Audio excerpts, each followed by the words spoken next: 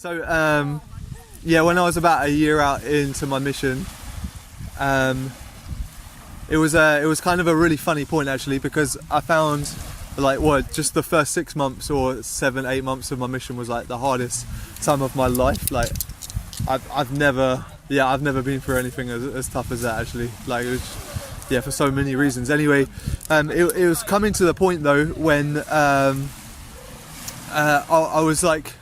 was getting comfortable with like missionary work, but I was just becoming like more and more like kind of just miserable actually, which sounds really bad because I was on a mission. Like you think that everything's like you're just going to be happy while you're doing the Lord's work, but actually like I was just finding it so difficult, and yeah, I was like having success, but I just was miserable the whole time. And to be honest, like the more it went on, the more I would just think like back to like the year I got baptized as being like the happiest year of my life, and all of a sudden I've left that point of like happiness to go on a mission, and it's just made me like so the opposite. And I didn't understand because I'm doing everything that like God wants me to do, and it was just really hard. Anyway, I got moved to Belfast, and things just became even harder because it's super that everyone just knows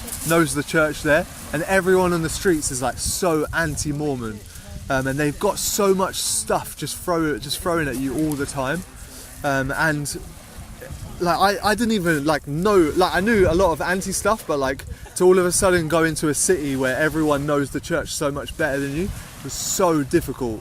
And like I didn't know how to answer any questions, and it was just coming at me non-stop, and I was thinking like what the heck, like what am I doing? Like I don't even know, like I don't even know if this is true or not. Like the one thing I could always testify of that the gospel makes you so happy, but yeah, it wasn't making me happy anymore. And for about a year I was just in a bit of misery, to be honest. It was just so hard. And then I was coming to a point of even where I wasn't even enjoying the Book of Mormon, and I just remember like praying one day and thinking, like just while I was praying, like, hey, you need to like just forget where you're at the Book of Mormon and just like restart it now. Just had this thought. So I opened up the Book of Mormon and I started 1 Nephi 1.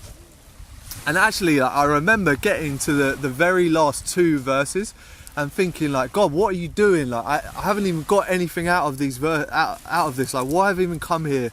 Like it's all just it's just all getting to me, you know. It was so tough.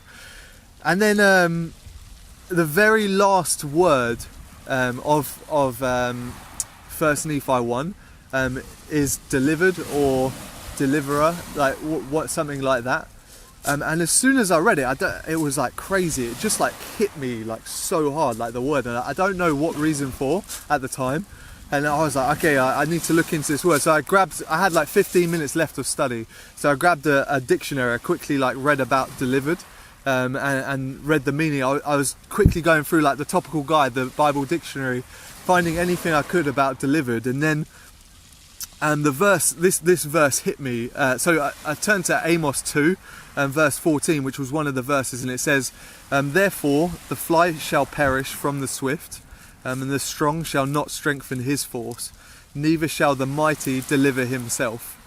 And that really hit me, because it doesn't matter like how I'm feeling like in this moment, or how hard the mission is, or anything, because the fact is I've got a knowledge that these people haven't got, and without this knowledge they can't be delivered.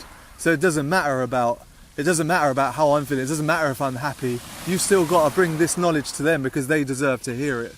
So after that, it changed like my whole perspective. I was already working really hard, but it changed everything. I managed to step into a whole new level where it really just didn't matter about me at all. I just was just thinking, yeah, so wholly on like the people around me, and that was like such a big testimony build, because from that moment onwards I was so happy. Like literally I was like, I had the happiest mission anyone could possibly have from a year onwards, and it was amazing. So that's definitely like a strong testimony I've got. So how did the people in Belfast appear after that happened? Everything appeared differently. Like literally everything was amazing from that point onwards. Because it just literally, it sounds so crazy, but from that point onwards, literally my whole mind just didn't really care about me whatsoever. Like we were actually just talking yesterday, like I didn't used to like even eat meals.